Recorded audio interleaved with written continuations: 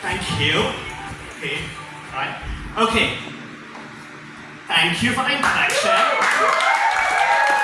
My name is Paul, not because the previous act had the name Paul in it.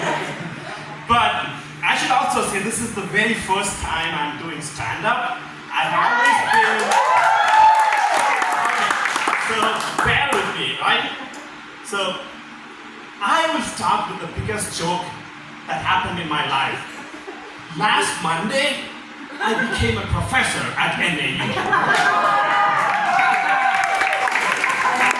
So during the day of the interview, after a whole day of geek shit, the department head asked me, "So, Paul, why do you want to become a professor?" I said, "Professor? Who wants to become a professor? I wanted to become a stand-up comedian, but this was the closest profession I could find." My career was not going anywhere, as you can see. You should have seen his face. And I thought, all right, another one down the drain. For some reason, next day I got a job offer. Welcome to Flagstaff. Okay. Ladies and gentlemen, my name is Mithun. So I see a bunch of confused faces here because I just introduced myself as Paul. And that is the story of my story today. I have two first names. I'll start. I grew up in India, as you can see, and as you can hear in my accent. Now that is not the worst part. I grew up Catholic in India.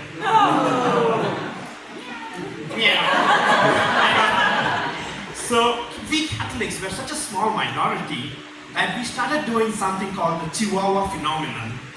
Not meow, but what we couldn't achieve in size, we tried to achieve in noise and fanaticism. Now, so you must also remember, when Catholicism was introduced to India, they mixed it up with the most common religion there, which was being sexually conservative. So you must remember, this is a country where our most favorite recreation is procreation. But we are hypocrites, we don't talk about it. So coming back to my story, I grew up Catholic, Paul. So the very first thing I learned in the church was, every time you commit a sin, you have to go confess. You know, the 10 Commandments and all that stuff, right? So things were great until my 13th birthday, when this parish priest calls me aside and asks, "Do you know what the 11th commandment is?" I said, "I do not know." "You just turned a teenager. The 11th commandment is do not masturbate." Welcome to church, right? Long story short, it became a self-fulfilling prophecy. It doesn't end there. I was handpicked by the church as part of a black ops team. And my job was to find the kids who masturbate and come snitch on the priest. Come snitch on them to the priest. Dude, this is what the CIA calls wet words. Real wet words, right? So even our team even had a name, St. John's Sperm Squad. So that is my church story, right?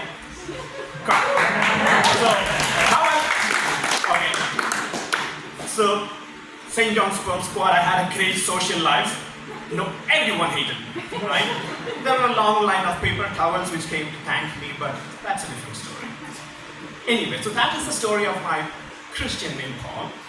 And my second first name is Mithun. So in India, even though you're Catholic, your parents kind of tend to pick a Hindu name because the majority is that name. Don't get me wrong, Hindus are one of the most coolest and chillest people I have ever met.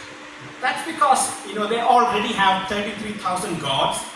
And so when the white man showed up with Christianity and Catholicism, they said, "Yes sir, put it there, your token number is 333031.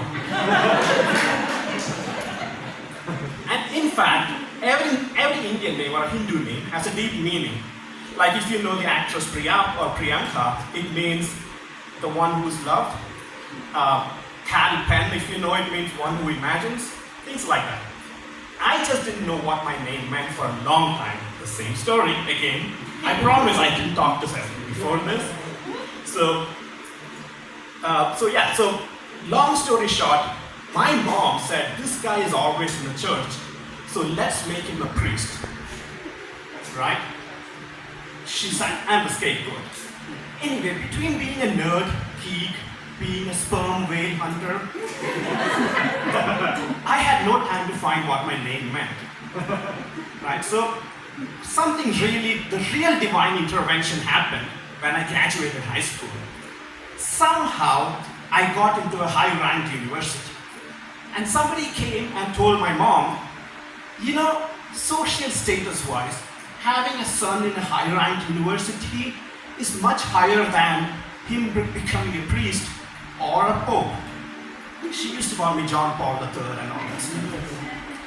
So she said, okay, you're not going to the seminary, you're going to college. There I am. I show up in a university like thousands of miles away from home. Me, who had the personality of a lamppost.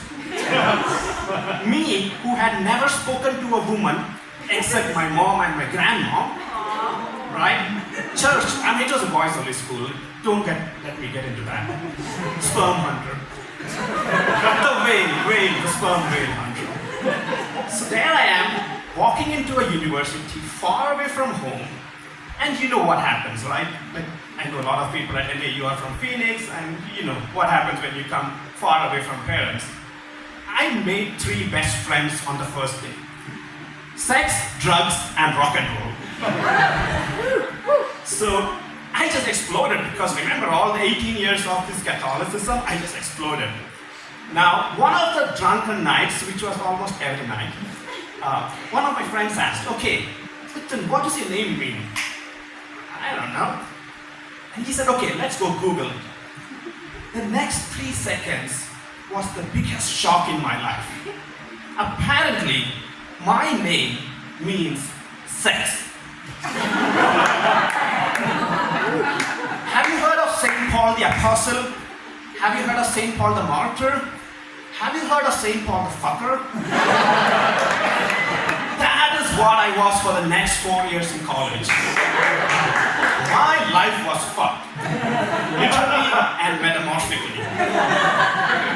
That summer, when I went back home, I confronted my mom and I asked her, Mom, did you know my name means sex?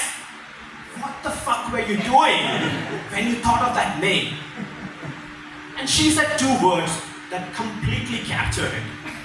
Oh, fuck.